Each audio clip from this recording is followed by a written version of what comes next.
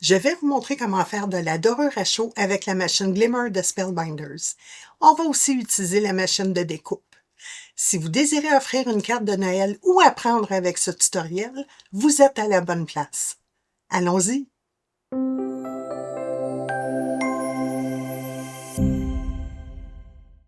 Les produits de l'abonnement Deluxe Caboodle d'octobre 2025 de Spellbinder m'ont permis de réaliser ces jolies cartes.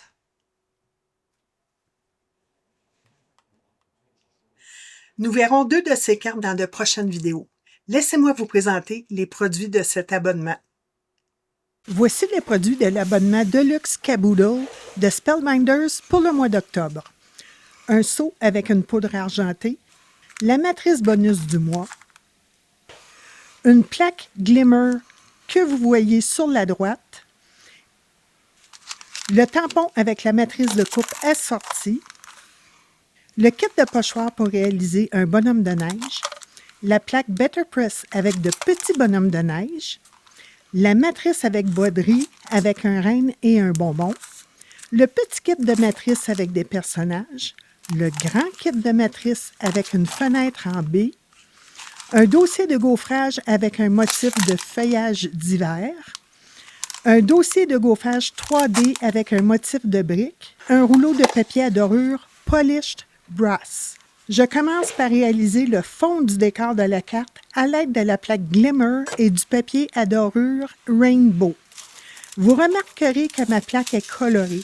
C'est simplement parce que, lors d'une utilisation précédente, j'ai placé le papier à dorure à l'envers, ce qui a transféré la dorure sur la plaque au lieu du carton. Cela n'altère en rien ses performances, vous allez le constater. Lorsque la lumière verte s'allume, la machine est prête. Je place la plaque Glimmer sur la plaque chauffante, le papier à dorure en mettant le joli côté contre la plaque. J'ajoute le carton et les plaques de pression. J'appuie sur le bouton Timer, la lumière verte clignote. Lorsqu'elle arrête de clignoter, c'est prêt. Je retire l'ensemble du socle et je le passe dans la machine de coupe. La chaleur et la pression permettent à la dorure d'adhérer parfaitement au carton. C'est réussi. S'il y a un surplus de dorure, vous pouvez l'effacer avec une gomme abrasive, mais pour cette carte, ce n'est pas gênant. Je découpe l'excédent pour obtenir un panneau d'environ 10 par 14 cm. Je prépare ensuite le sapin avec les matrices du petit kit. Je découpe la base du sapin dans du carton brun et les amas de neige dans du carton blanc à l'aide de ma machine de coupe. J'aime bien quand la neige scintille, alors j'applique de petits points de colle sur les amas de neige avec un crayon Quickie Glue de Sakura. Puis, je saupoudre du glitter Rock Candy de Tim Holtz. Je mets mes découpes de côté pour récupérer l'excédent de glitter et je le replace dans le pot. Le sapin est l'élément principal du décor sur la carte.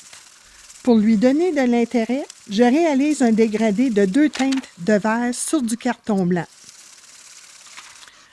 Je trouve que cela donne un effet plus naturel et plus joli qu'une couleur unie. Je positionne la matrice du sapin pour obtenir les 2 teintes de vert sur la découpe et je fais la découpe du sapin. On voit très bien que la matrice laisse des empreintes dans le carton pour nous indiquer où placer les amas de neige. À l'aide de colle liquide, je fixe les amas de neige sur le sapin. Les empreintes laissées par la matrice de coupe simplifient grandement cette étape. Je fixe ensuite la base du sapin.